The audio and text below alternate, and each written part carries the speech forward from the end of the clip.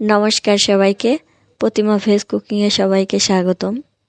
আজ আমি তোমাদের সাথে মিষ্টি আলু পাতা শাকের ঝোল রেসিপি শেয়ার করব। এই ঝোলটা এতটাই মজা যে একবার না খেলে বুঝতে পারবে না। শাকগুলো পরিষ্কার করে ধুয়ে নিয়েছি, কুচি করে কেটেও নিয়েছি। দেখো কতটা কুচি করে কেটে নিয়েছি। এই শাকের ঝোলটা রান্না করার জন্য আমার লাগবে আলু আর বেগুন। আলু বেগুনগুলোও আমি কুচি করে কেটে নিয়েছি। ঝোলটা এবার জাল করে নেব, তার জন্য এখানে পরিমাণ মতো জল দিয়ে দেব। জলটা ফুটে আসলেই কেটে রাখা আলু বেগুন দিয়ে দেব।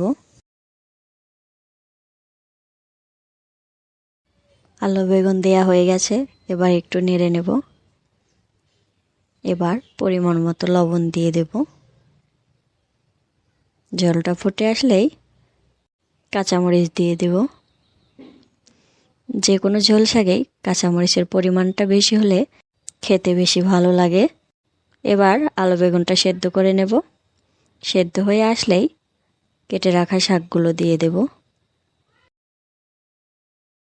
শাকগুলো দেয়া হয়ে গেছে, এবার মিশিয়ে নেব।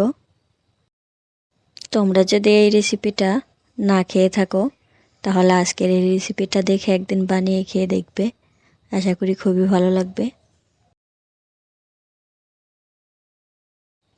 ঝোল শাকটা নামিয়ে নেব। এবার ফোড়ন দিয়ে দেব। সয়াবিন তেল, থেতো করে রাখা আদা, শুকনো মরিচ, গোটা রাঁধুনি।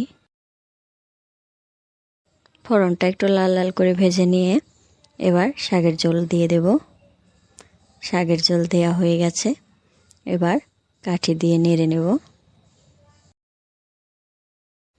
এবার শুধু 2টা বলকের অপেক্ষা।